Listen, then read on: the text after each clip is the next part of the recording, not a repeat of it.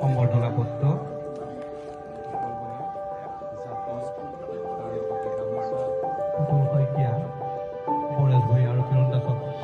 আজি শিল্পী দিৱস আৰু এই শিল্পী দিৱসৰ পবিত্ৰখনত দুগদুগীয়ে প্ৰত্যেক বছৰ প্ৰায় 10টা বছৰ ধৰি আমি শিল্পী বঁটা আমি দি আহিছোঁ। যিসকল শিল্পী বিভিন্ন চৰকাৰীৰ পৰা হওক বেচৰকাৰীৰ পৰা হওক বঞ্চিত হয় বা আমাৰ চিনি নাপায়, সেইসকল ব্যক্তিৰ ওচৰলৈ আমি আচলতে গৈছিলোঁ।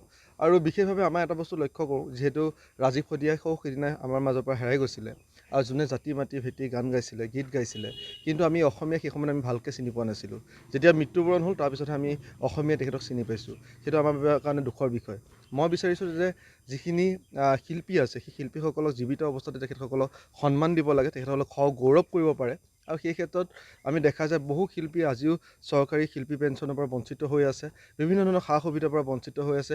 সেইসকলৰ ওচৰলৈ আমি গৈছোঁ আৰু আমি প্ৰায় 14গৰাকী শিল্পীক আমি তেখেতৰ ওচৰলৈ আমি গৈছোঁ, গৈ পেলাই আমি দুগদুগী যি শিল্পী বঁটা আছে শিল্পী বঁটা দিবলৈ আমি চেষ্টা কৰিছিলোঁ। আমি আহি পাইছোঁ গোপেশ্বৰ শইকীয়া তেখেতৰ আমি ঘৰলৈ আহিছোঁ। তেখেত আমাৰ বৃহত্তৰ বাৰপূজীয়া একমাত্ৰ শিল্পী পেঞ্চন পোৱা এগৰাকী ব্যক্তি, যোনে চৰকাৰীভাৱে পাইছে আৰু তেখেত কুটিৰ শিল্পৰ লগত জড়িত আৰু বিভিন্ন ধৰণৰ বঁটাৰে আচলতে তেখেত পাইছিলে। আৰু সমগ্ৰ আমাৰ নগাঁও মৰিগাঁও সমগ্ৰ অঞ্চলটোৰ কাৰণে সমগ্ৰ অসমৰ কাৰণে আচলতে তেখেত গৌৰৱৰ কথা। আৰু তেখেত এতিয়া অলপমান অসুস্থ, প্ৰায় যিহেতু বয়সো বহুখিনি হৈছে। মই আশা কৰিছোঁ তেখেত সোনকালে সুস্থ হৈ উঠক আৰু শিল্পীসকলৰ ক্ষেত্ৰত যি মৰ্যাদা দিব লগা আছে সেই মৰ্যাদা তেখেতসকলে জীৱিত অৱস্থাতে দিয়ক। কেৱল গান গালে যে শিল্পী হয় সেইটো কোনো কথা নাই। আচলতে জাতি মাতি ভেটি গান গোৱা সকলো আচলতে আমাৰেই শিল্পী, কুটিৰ শিল্পী সকলো আমাৰেই শিল্পী।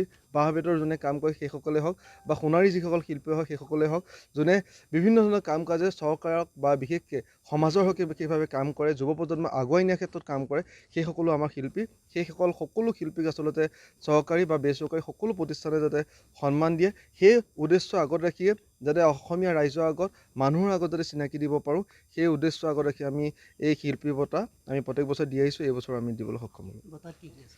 বঁটাত আমাৰ গামোচা, চেলেং চাদৰ, ট্ৰফি আছে, সম্বৰ্ধনা পত্ৰ আছে আৰু গছপুলি আছে, দুগদুগী নৱবৰ্ষৰ কেলেণ্ডাৰ আছে, কিতাপ আছে, তেনেকুৱা বিভিন্ন আমি সা সামগ্ৰী আমি দিছোঁ। এয়া মাত্ৰ আমাৰ সৰু এটা উপহাৰ, কিন্তু আমাৰ উপহাৰতকৈ এইটো এটা সন্মান হিচাপে আমি আগবঢ়াব বিচাৰিছোঁ। কিয়নো তেখেতসকলৰ শিল্পীসকলৰ কাৰণে সন্মানটো সকলোতকৈ মেইন। তেখেতসকলে এগালমান টকা নিবিচাৰে। মই বিচাৰোঁ যে চৰকাৰে বিশেষভাৱে পদক্ষেপ লওক এইসকল শিল্পীৰ কাৰণে।